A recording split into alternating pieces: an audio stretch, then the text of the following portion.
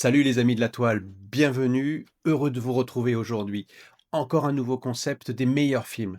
Des envahisseurs de Mars, des créatures géantes sorties des profondeurs, des monstres qui se cachent sous nos yeux. Les années 50 ont totalement redéfini la peur au cinéma. On a quitté la décennie des années 40 où les monstres et l'horreur avaient une place prépondérante. Et d'ailleurs, merci pour votre participation, vos commentaires et votre engagement sur cette chaîne. Comme à chaque fois, il n'y a pas eu le film que vous avez souhaité voir apparaître dans le classement. Cette fois-ci, ce sera pareil. C'est un peu comme un chanteur en concert qui ne chante pas sa chanson la plus populaire. Il fera des déçus. Mais on ne peut pas tous citer, je vous l'avoue. Alors aujourd'hui, les années 50 vont nous plonger plus en avant dans la science-fiction. Parmi tous ces classiques, lequel est le chef-d'œuvre absolu? Aujourd'hui, on va encore décortiquer 10 films qui ont marqué cette décennie et à la fin, c'est vous qui voterez pour le plus grand gagnant. Vous commencez à connaître le principe, c'est une décennie fascinante, hantée par la guerre froide, par la peur du nucléaire et les invasions venues d'ailleurs. Chaque film est une capsule temporelle de l'angoisse de son époque. À la fin de la vidéo, eh bien, je vous demanderai de lâcher votre top 3 en commentaire. Alors, installez-vous confortablement, prenez des notes si cela vous semble plus facile. On part pour un voyage dans le temps. Allez, c'est parti. Et on commence avec un film de 1951, et on peut dire qu'on commence fort, avec The Thing from Another World, un film produit par le légendaire Howard Hawks. Imaginez une équipe de scientifiques coincés en Arctique, qui découvre un vaisseau alien et sa créature, une sorte de plante carnivore sur pattes, ultra résistante, qui va les traquer un par un. Le film a pratiquement inventé le concept du monstre en huis clos et il a cette tension incroyable, en partie parce que Hawks a supervisé le tournage pour garder un rythme d'enfer.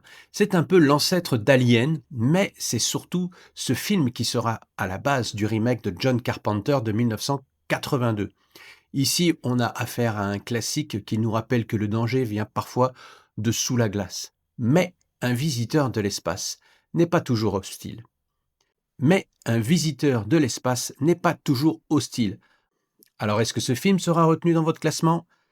On passe tout de suite au numéro 2, 1951.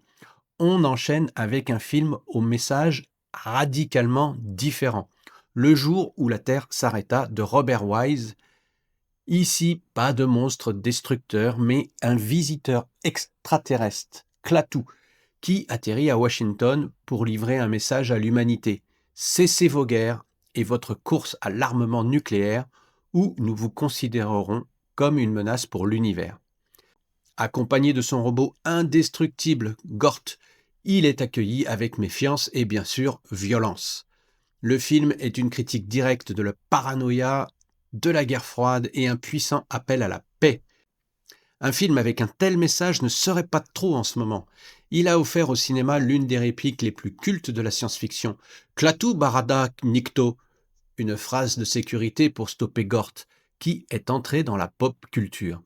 Après le message de paix, retour à la paranoïa totale. Et on passe en 1956. Impossible de passer à côté de l'invasion des profanateurs de sépulture ou Invasion of the Body Snatchers en VO. Réalisé par le bien-aimé Don Siegel, le film nous plonge dans une paranoïa totale. Dans une petite ville, des cosses extraterrestres remplacent les habitants par des doubles parfaits, mais sans aucune émotion. Le héros, joué par Kevin McCarthy, devient fou en essayant d'alerter un monde qui ne l'écoute pas. C'est une critique à peine voilée du McCarthyisme et du conformisme ambiant de l'époque. Un chef-d'œuvre sur la perte d'identité qui reste incroyablement pertinent. Et j'ai aussi un faible pour le remake de 1978 qui m'avait traumatisé dans mes jeunes années, réalisé par Philip Kaufman. 1954, voici une icône, l'étrange créature du lac noir de Jack Arnold. Et tout de suite, je m'adresse aux plus anciens d'entre vous, enfin, ceux de mon âge. Est-ce que vous vous souvenez Lorsque ce film est passé à la dernière séance, une première incursion dans la 3D, on devait aller acheter nos lunettes 3D, rouges et bleues, chez le buraliste pour voir ce film à la télé. Ça a fait un sacré buzz à cette époque. Pour ceux qui s'aventurent sur cette chaîne au hasard, je tiens à vous mentionner que chaque mardi, je vous propose un grand classique hollywoodien dans l'esprit de la dernière séance. Est-ce que tu savais que l'étrange créature du lac Noir s'appelait en Belgique le monstre des marais? Je l'apprends à l'instant. Nous allons voir, bande de petits vénards, l'étrange créature du lac Noir. Comme vous le savez, c'est une grande première ce soir, car ce film, nous allons le voir en relief. Vos lunettes, vous avez tous vos lunettes? Ils ont tous leurs lunettes. Ceci étant dit, nous voilà au cœur d'une expédition en Amazonie. Elle tombe sur un amphibien préhistorique, la créature du lac Noir, qui va développer une obsession pour la charmante scientifique de l'équipe. Ce monstre est l'un des plus tragiques et des plus mémorables du cinéma. Le film était l'une des grosses productions 3D d'Universal pour concurrencer la télévision, qui commençait à cette époque à cartonner. Petite anecdote, le costume de la créature, prenez-le, et ils ont dû le bricoler en urgence pour le rendre étanche. L'acteur a d'ailleurs failli se noyer. Et, pour pousser l'anecdote, il y avait deux acteurs. Un acteur pour les scènes hors de l'eau et un acteur qui pouvait retenir sa respiration plus de 5 minutes pour les scènes aquatiques. Alors, est-ce que c'est celui-ci qui retient votre attention? D'une créature préhistorique passons à des bestioles bien plus communes, mais rendues gigantesques par la science. 1954, dans Vem, des monstres attaquent la ville. Des fourmis exposées à des essais nucléaires dans le désert se transforment en monstres géants et affamés. Un sergent et un scientifique doivent à tout prix retrouver et détruire le nid avant que la reine ne ponde et n'infeste la planète. C'est la grande peur des années 50, celle de l'atome incarné à l'écran. Le cri strident des fourmis créé en mixant plusieurs voix est absolument terrifiant et a marqué des générations de spectateurs. À noter que ce film est réalisé par Gordon Douglas et après les monstres nés de nos propres erreurs, que diriez-vous d'une invasion venue de la planète rouge? On revient en 1953, adapté du roman de H.G. Wells, La guerre des mondes a traumatisé le public. Des météores s'écrasent sur Terre, libérant des machines de guerre martiennes aux allures de Raymanta, qui pulvérisent tout avec leurs rayons thermiques. Les effets spéciaux, récompensés par un Oscar, sont spectaculaires pour l'époque. Le producteur George Pal voulait dépeindre un monde dépassé, sans véritable héros capable de rivaliser. C'est un film épique sur la panique collective face à une force de destruction totale. Il a eu aussi droit à un remake en 2005 réalisé par Steven Spielberg et avec la plus grande star encore bankable, Tom Cruise. D'une invasion à grande échelle, passons à une transformation bien plus intime et plus horrible. Dans La Mouche Noire de 1958, un scientifique idéaliste invente un téléporteur, mais lors d'un test sur lui-même, une mouche s'introduit dans la machine et les deux fusionnent. Ça vous rappelle quelque chose? Eh bien oui, David Cronenberg a excellé en rendant grâce à ce film, avec un Jeff Goldblum exceptionnel. Mais revenons à l'original. Après cette fusion, on assiste alors à sa déchéance et à sa transformation en un hybride monstrueux. Les effets de maquillage étaient révolutionnaires et ont profondément choqué. Ce film est un pionnier du body horror et une tragédie scientifique qui pose une question simple. Jusqu'où pouvons-nous aller au nom du progrès? Nous passons de la fusion génétique à la disparition progressive. Et oui, on retrouve Jack Arnold, 1957, et on va suivre le calvaire de Scott Carey dans L'homme qui rétrécit.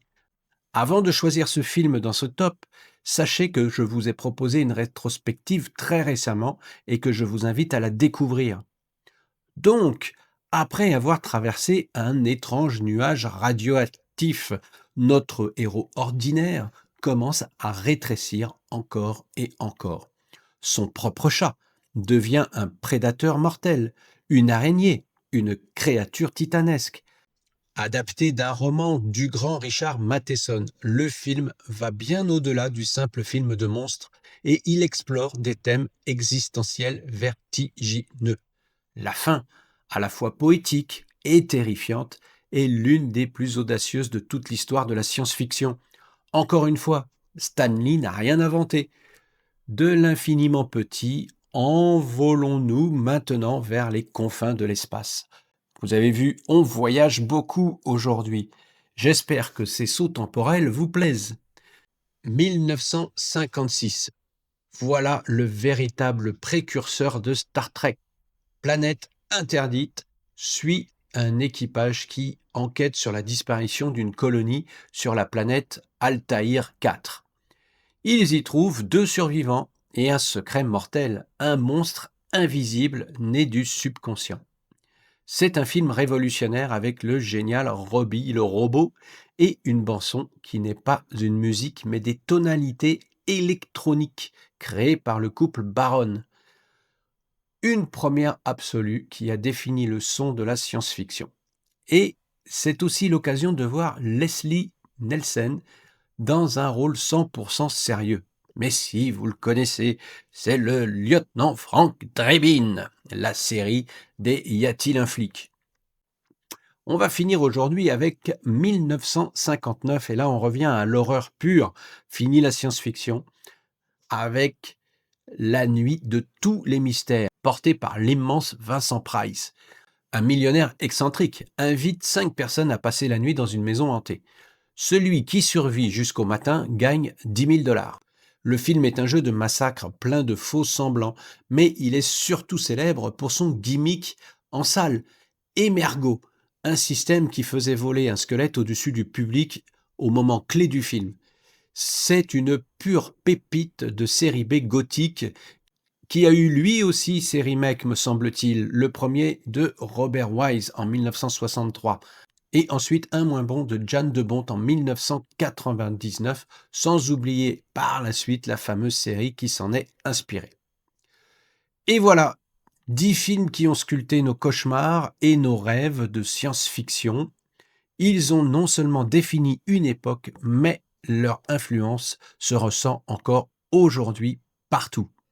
Alors maintenant, la balle est dans votre camp. Donnez-moi votre top 3 personnel dans vos commentaires. Encore une fois, désolé de ne pas avoir mentionné le film que vous vouliez défendre dans cette rubrique. Je pense tout de suite au Blob de 1958 avec Steve McQueen. Et n'oubliez pas, j'ai sélectionné que des films américains, puisque c'est le principe de la chaîne. Alors ne m'en voulez pas si je n'ai pas cité de films français ou de films anglais qui pourrait très bien rentrer dans ce top. Mais je reste fidèle au concept de la chaîne. Sinon, eh bien, j'ai vraiment hâte de voir quels sont vos préférés. Il y a du culte aujourd'hui, donc ça va être peut-être difficile. Et puis, si vous aimez ce voyage dans le temps, eh bien, abonnez-vous pour ne rien rater des prochaines propositions pour les années 60. Et pour toutes les autres explorations cinématographiques du grand cinéma hollywoodien de la grande époque, eh bien, vous savez, il y a une chaîne unique, la seule, on se fait une toile. Voilà, merci d'avoir regardé, je vous dis à très bientôt, portez-vous bien. Bonne toile, ciao ciao.